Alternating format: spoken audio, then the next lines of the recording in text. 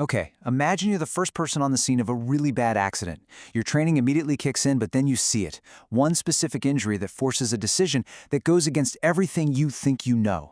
Today, we are diving into the one rule that could literally mean the difference between saving a person's arm and them losing it for good. So let's put you right in the middle of it.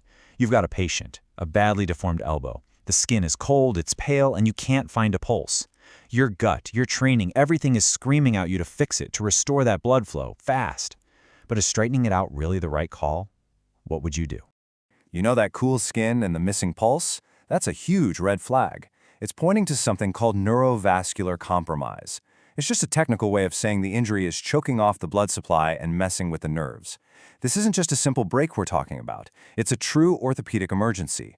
We're on a ticking clock before that damage becomes permanent. Now, here's the crazy part.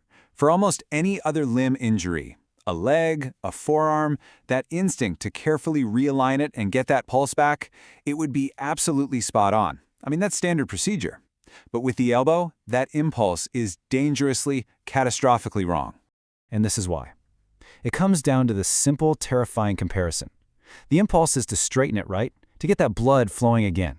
But the reality is, you could take an artery that's just being pinched or compressed, and you could sever it completely. Think about that. A compressed artery is a problem a surgeon can fix. A severed one, that's a whole different level of emergency. So what makes the elbow so special, so fragile?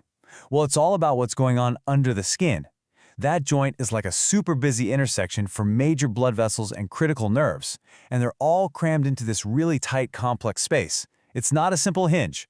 Trying to move it around without seeing an X-ray is like trying to solve a Rubik's Cube with a blindfold on.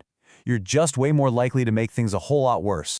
And that brings us to the golden rule, straight from the emergency protocols. And I want you to really let this sink in. Even if there's no pulse, you do not, I repeat, do not manipulate that elbow.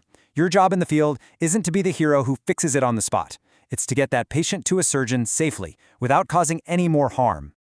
Okay, so we've drilled in what not to do. Now let's flip it. Let's walk through the correct limb-saving protocol.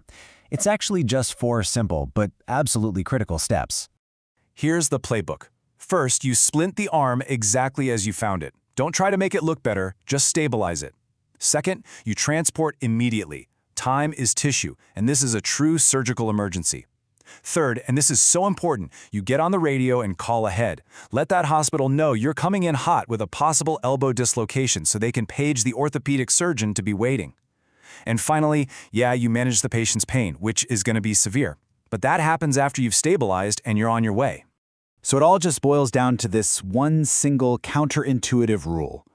By fighting that powerful urge to fix the problem right then and there, you are giving that surgeon the absolute best shot at saving that limb from permanent damage or even amputation.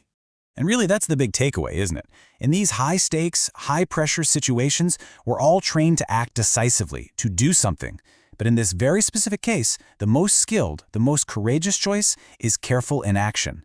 It proves that knowing when not to act is just as critical as knowing when to spring into action.